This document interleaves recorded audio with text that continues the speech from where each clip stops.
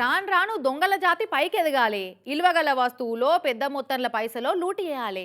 కానీ గిదేందోళ్ళ ఈ నడుమ దొంగల జాతి గంగల కలిసేటట్టు చిల్లర దొంగతనాలు చేసుకుంటా దొంగల జాతి ప్రతిష్టను దెబ్బతీస్తున్నారు కొందరు చీప్ దొంగలు.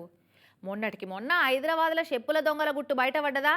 ఇక నిన్న గా భద్రాద్రి కొత్తగూడెం జిల్లాలో ఒక బిందె కొట్టేసిన దొంగల ముచ్చట వచ్చింది. కావాలంటే చూసిరా పోరి. మన ఇంట్లో దొంగలు పడి ఏదన్నా ఎత్తుకపోతే పోలీస్ కేసు పెడతాం, కానీ ఈ నడుమ కేసులు పెట్టలేనంత చిత్రమైన చిల్లర దొంగతనాలే జరుగుతున్నాయి అంతటా. మొన్నటికి మొన్న చెప్పుల దొంగల కేసు అసొంటిదేనా. ఇక ఇజ్జుడు భద్రాద్రి కొత్తగూడెం జిల్లా దమ్మపేటల బిందెని ఎత్తుకపోయారు ఈ ఇద్దరు దొంగలు కలిసి. మెల్లగా చీకట్ల జంగవీలు లెక్క అడుగు వేసుకుంటా నడుచుకుంటా ఇంటి గేటు ముంగటికి వచ్చి ఆగి చూసిర్రు. ఇక లోపట ఎవ్వరు లేర్రా అని ఫిక్స్ అయ్యారు. పోరా పోరా నువ్వు పోరా అని చెప్పగానే ఇవాళకేలో ఒకటి లోపలికి దూరిండా.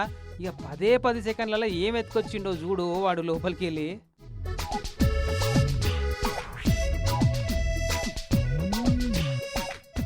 ఓరి వీని కథ సల్లగుండా వీళ్ళెక్కడ చీపు చిల్లర దొంగలరా అయ్యా. గింత బిల్డప్ ఇచ్చింది నీళ్ళ బిందెన ఎత్తుకపోతందుక. అదేదో అంటారు చూడు 6 నెలలు కర్రసామి నేర్చి మూలకున్న ముసలమ్మ మీద ప్రతాపం చూపెట్టిండు అన్నట్టు. ఇద్దరు కలిసి వచ్చి స్కెచ్ చేసింది ఈ స్టీల్ బిందె కోసమా.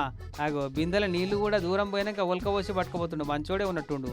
మరి ఇంటి ముంగట సైకిళ్ళున్నా ఎత్తుకపోలేదంటే వీళ్ళ టార్గెట్ బిందెలే అయితే ఏం చేస్తేందుకు కొంట పోయిర్రో గాని తెల్లారినాక బిందె కానొత్తలేదు కదా అని అనుమానం వచ్చి సీసీ ఫుటేజ్ చెక్ చేసి ఈ చిల్లర దొంగల పనితనం చూసి నవ్వుకున్నారట ఇంటి ఓనర్లు. ఇంతకు వీళ్ళు బిందె కోసమే వచ్చిర్రా ఇంకా దేనికోసమన్నా వచ్చిర్రా, పోలీస్ కేసు పెట్టాలనా వద్దా అని డిసైడ్ చేసుకోలేక దిమాగ్ ఖరాబ్ అవుతుందంట వాళ్ళకు. చూడుర్రు ఎసెంట్ చిత్రమైన దొంగలున్నారు లోకం మీద.